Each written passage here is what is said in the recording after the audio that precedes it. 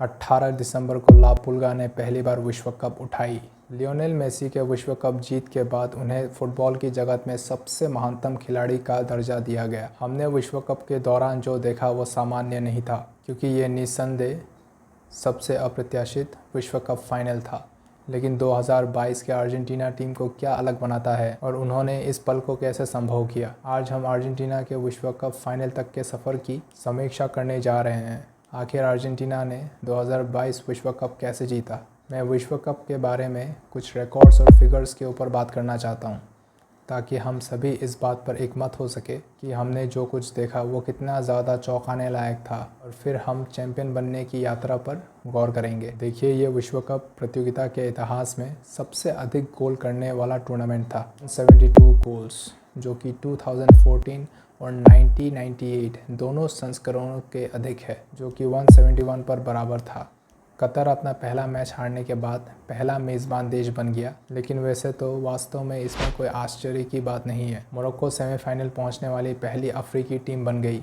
खिलाड़ियों ने यहां वास्तव में एक टैक्टिकल मास्टरक्लास के साथ साथ सेमीफाइनल में एक चौंकाने वाला परफॉर्मेंस दिया। टूर्नामेंट से नॉकआउट होने से पहले ब्राज़ील पहले स्थान में था, लेकिन ऐसा लग रहा था जैसे कि उसने अपने पंख खो दिए। और नेमार के काबिलियत को ध्यान में रखे तो उनका परफॉर्मेंस पूरे टूर्नामेंट में उम्मीदों के मुताबिक बिल्कुल नहीं गया। लेकिन फ्रांस के बारे में कहा जाए तो इतिहास में दूसरी बार किसी खिलाड़ी ने विश्व कप फाइनल में हैट्रिक स्कोर किया है, और ऐसा पहली बार हुआ कि वह हारने वाली टीम में था। जब हम इस विषय के ऊपर बात कर रहे हैं तो हमें किलियन एम्बापे के ऊपर बात करने के लिए कुछ समय निकालना पड़ेगा, क्योंकि इस खिलाड़ी ने पूरे टूर्नामेंट के दौरान सभी को दिखाया कि वो transition play, on the spot या फिर बॉक्स के अंदर कितना खतरनाक हो सकता है। 7 मैचों में 8 गोल्स और 2 असिस्ट के साथ इस खिलाड़ी ने विश्व कप में कुल 12 गोल्स के साथ पहले की बराबरी कर ली, और इस खिलाड़ी ने लगातार फ्रांस को मुश्किलों से निकाला और कई बार हीरो ऑफ द मैच रह चुके हैं। इसके साथ चलिए आगे बढ़ते हैं और अर्जेंटीनियन खिलाड़ियों पर ध्यान केंद्रित करते हैं। जैसे जैसे हम आगे बढ़ेंगे और भी आंकड़े सामने आएंगे। अब जो कि इस वीडियो का बाकी हिस्सा मुख्य रूप से टीम पर केंद्रित है, इसलिए मैं अंतर्राष्ट्रीय मंच पर देश के इतिहास में गहराई से उतरना पसंद करूंगा, ताकि हम सभी इस महत्वपूर्ण जीत को हासिल करने से पहले आने वाले कठिनाइयों को गहराई से समझ सके। 1993 में कोपा अमेरिका के जीत के बाद अर्जेंटीना कई मौक़ों पर फाइनल में पहुंचने के बावजूद ये टूर्नामेंट जीतने में विफल रहा। 27 साल का दर्द, लेकिन 10 जुलाई 2021 को ये सब खत्म हो गया। आखिरकार जीत मिली, एक अविश्वसनीय उपलब्धि जब अर्जेंटीना ने 2021 में कोपा अमेरिका जीता था। कॉन्टिनेंटल ग्लोरी एक बात है, लेकिन उस जीत के बावजूद विश्व कप एक ऐसी प्रतियोगिता है जिसे अर्जेंटीना 1986 के बाद से जीतने में विफल रहा।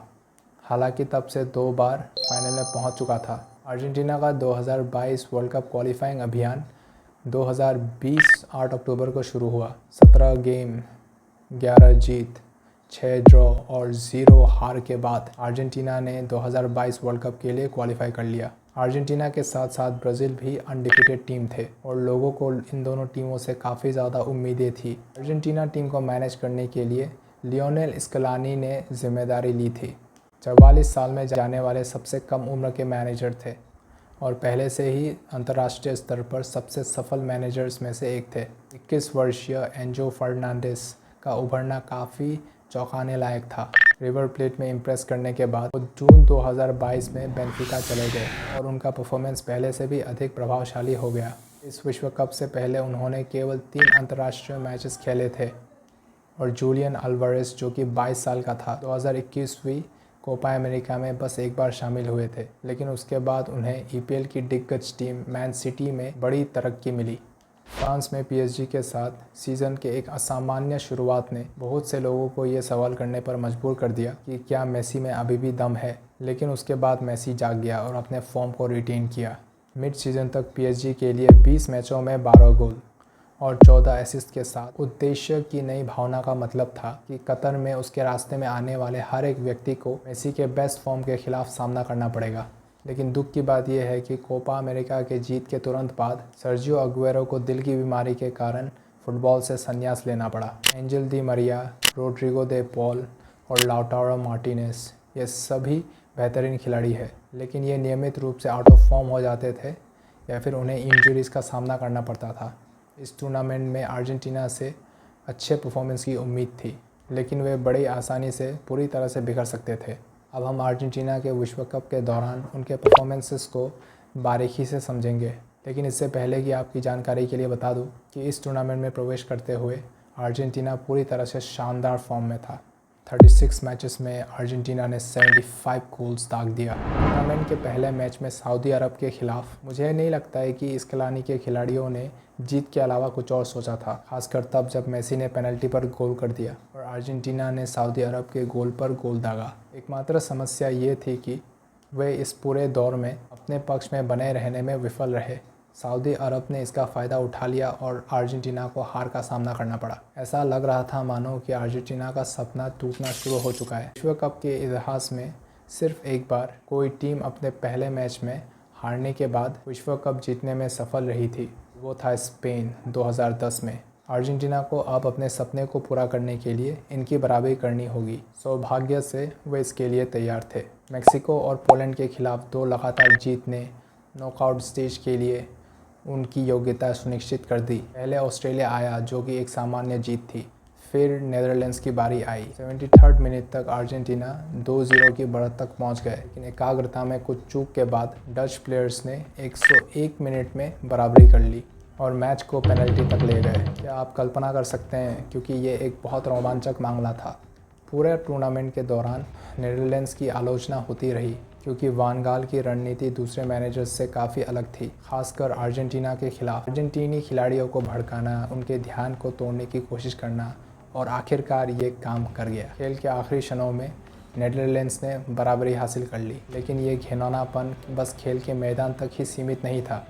मैच में हाथापाई, मैच के बाद शब्दों का आदान प्रदान, सबसे महत्वपूर्ण रूप से पेनल्टी शूटआउट के दौरान डच खिलाड़ियों ने हर अर्जेंटीना खिलाड़ियों को डराने धमकाने की रणनीति अपनाई, लेकिन आखिर में अर्जेंटीनी खिलाड़ियों ने साबित कर दिखाया कि वो किस मिट्टी से बने हैं और नेदरलैंड्स को क्वार्टर फाइनल से नॉकआउट कर दिया और अर्जेंटीना सेमीफाइनल में पहुंच गया, जहां उनका सामना क्रोएशिया से हुआ, जो कि काफ़ी आसान जीत थी। और था 3-0।